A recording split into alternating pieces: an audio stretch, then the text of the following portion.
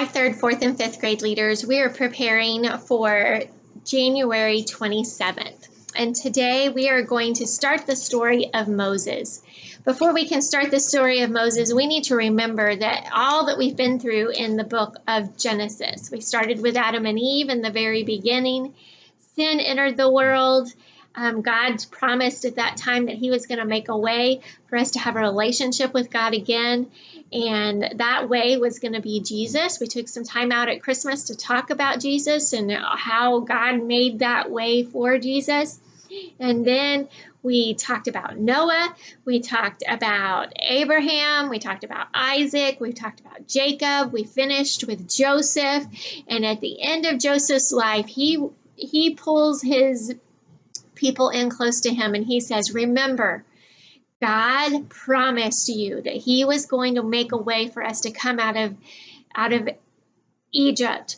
He promised that to Abraham. He promised that to Isaac. He promised that to Jacob. He has promised that to me. And we're going to see that happen now as we see Moses born. And so that's where we're going today.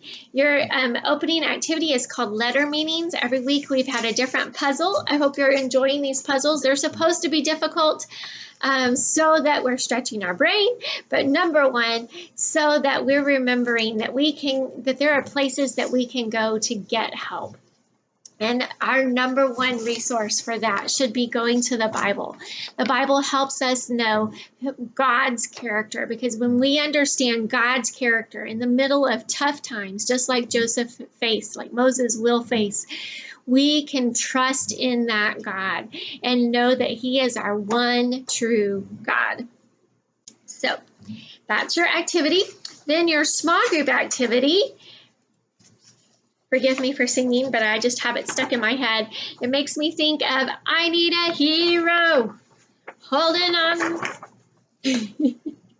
So you have a boy hero and you have a girl hero. Kids can have one, girls could have girls, boys could have boys. If you don't have enough copies of each, I'd be happy to make extra copies so everybody can have the gender that they prefer.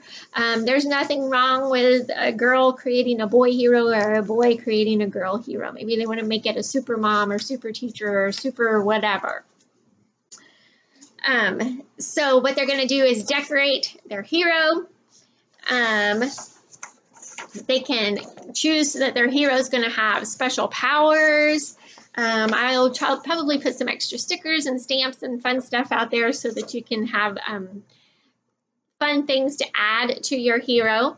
And then after the kids are done decorating them, they can fold it in half.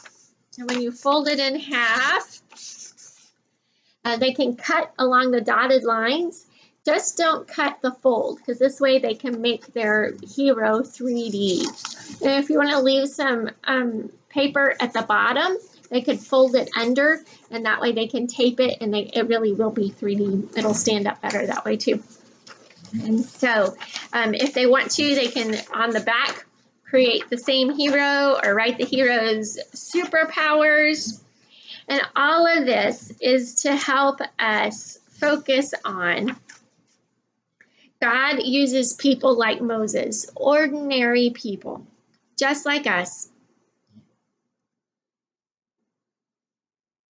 God uses people who aren't powerful because it shows that he is strong. God is the only one who has the power we need in every area of our lives. He has the power to free us from sin, and we all need that. We all needed Jesus to free us from sin so that there was nothing that could separate us from God any longer. Our choices continue to separate us sometimes from people and other things, but we needed Jesus to be that Savior for us. Your memory verse activity is called Crazy Stand-Up Categories Game on your leader guide. This is in your folder. It's the exact same thing. It's stand up. It has the different categories. Maybe today you want to choose the category stand up if you do not share a bedroom. And just fun fact, I don't think there's ever been a time in my life where I didn't have to share a bedroom with someone. So there's possibly many kids in your group that have always had to share a bedroom with somebody else. So that when they stand up, they'll say their memory verse, and then you can pray and dismiss and help connect with them. I hope you're planning to stay with us today for our leader luncheon. We have good food planned. If you didn't tell us that you were coming and you can come anyway, please come. We will have plenty of food for you and your kiddos and would love to have you come join us. Thank you for leading and loving kids and building relationships that build disciples.